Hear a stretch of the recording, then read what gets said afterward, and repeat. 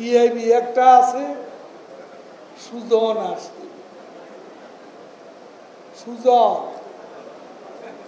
সুজন না দুর্জন জানি না, টিআইবি আর সুজন। ফখরুল গয়েশ্বর যে সুরে কথা বলে, তারাও একই সুরে কথা বলে। তবে কি মানুষের প্রশ্ন, টিআইবি আর সুজন কি বিএনপির বিটি? যেভাবে কথা বলে কোনো পার্থক্য নয়, একই সুরে কথা বলে সরকারের বিরুদ্ধে। আজকে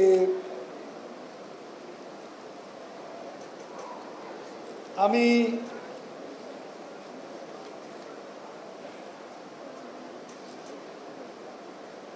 আপনাদেরকে বলবো,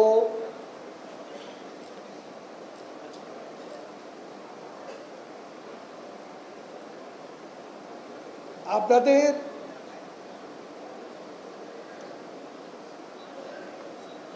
কারো কোনো অসুবিধা থাকলে, সচ্ছলতায় ঘাটতি থাকলে আমাদেরকে জানাবেন। প্রধানমন্ত্রী শেখ হাসিনা দলের অসচ্ছল অসুস্থ লোকদের খবর পেলেই তিনি ব্যবস্থা নেন, চিকিৎসার ব্যবস্থা করেন। তার অসচ্ছলতার ব্যাপারে তার সহৃদয় দৃষ্টি আমরা দেখতে পাই। কিন্তু আপনাদের অনুরোধ করব,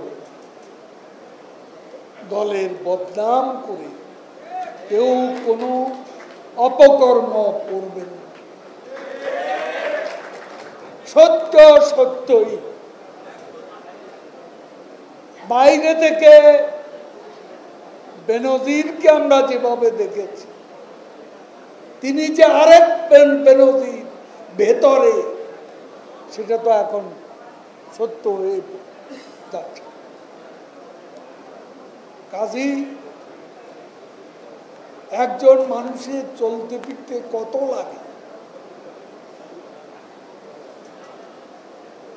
আজকে দলের নেতা দলের কর্মীদের কাছে যদি টাকা পয়সা চায়, এটা খুব লজ্জার বিষয়, এটা খুব লজ্জার বিষয়।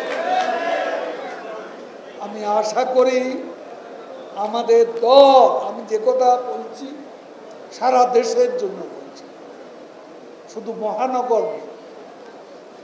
মহানগর এ উত্তরের বেশ কয়টি সমাবেশ আমার মনে আছে, যে স্বতঃস্ফূর্ত উপস্থিতি বিএনপির আন্দোলনকে ঠেকাতে সেদিন শান্তি সমাবেশ করে আমরা প্রমাণ করেছি আমরা সবচেয়ে ঐক্যবদ্ধ সুসংগঠিত আওয়ামী লীগ। এই ঐতিহ্যটা ধরে রাখবেন, বজায় রাখবেন। কারো জীবনে কষ্ট হলে আমাদেরকে বলবেন, কিন্তু অপকর্ম করবেন না। অপকর্ম ঢেকে রাখা যায়, একদিন না একদিন সত্য প্রকাশ পাবে।